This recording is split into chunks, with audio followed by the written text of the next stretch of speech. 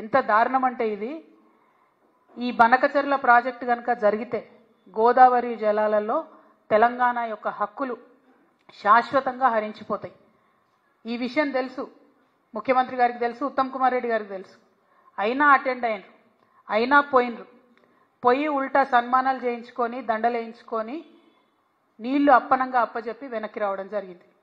నిజంగా ఎంత బాధ అనిపించిందంటే, ఆడ చంద్రబాబు నాయుడు గారు సన్మానం చేస్తుంటే ముఖ్యమంత్రి గారి ముఖం ఆనందంతో వెలిగిపోతున్నది. కానీ నాకైతే బలీక బక్రాన్ చూసినట్టు అనిపించింది. కానీ ఇక్కడ బలయ్యేది ఎవరు? తెలంగాణ ప్రజలు.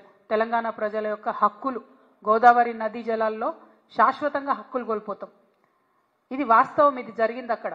ఎందుకంటే ప్రెస్ ఇన్ఫర్మేషన్ బ్యూరో తెలుగులో ఒక ప్రెస్ నోట్ ఇచ్చింది, ఇంగ్లీష్లో ఒక ప్రెస్ నోట్ ఇచ్చింది. మరి వాళ్ళు పర్టికులర్గా చెప్పడం జరిగింది, ఎజెండాలో బనకచెర్ల ఇష్యూ చర్చించినాం, పవర్ పాయింట్ ప్రజెంటేషన్ కూడా ఇచ్చినాం అన్నటువంటి అంశం ప్రెస్ ఇన్ఫర్మేషన్ బ్యూరో చెప్పడం జరిగింది. బయటకు వచ్చి ప్రెస్ మీట్ పెట్టి దారుణంగా మన ముఖ్యమంత్రి గారు బుకాయిస్తున్నాడు, ఆయన బొంకుతున్నాడు.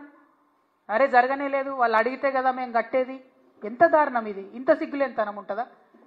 ఇంత ఘోరం ఉంటుందా? ఇంత అన్యాయం ఉంటుందా? జరిగింది వాస్తవంగా. అక్కడ అంతమంది సీనియర్ ఆంధ్ర ఇంజనీర్లు ఉన్నారు, ఇక్కడ సీనియర్ తెలంగాణ ఇంజనీర్లు ఉన్నారు. జరుగుతున్నటువంటి నష్టమేంది, మీరు ప్రదర్శిస్తున్నటువంటి వైఖరేంది? ఇంత నాన్ సీరియస్గా ఉండేటటువంటి ముఖ్యమంత్రికి నిజంగా మన రాష్ట్రాన్ని పరిపాలన చేసే హక్కే లేదు. ముఖ్యమంత్రి గారు తక్షణమే రాజీనామా చేయాలని ఈ సందర్భంగా నేను డిమాండ్ చేస్తూ ఉన్నాను.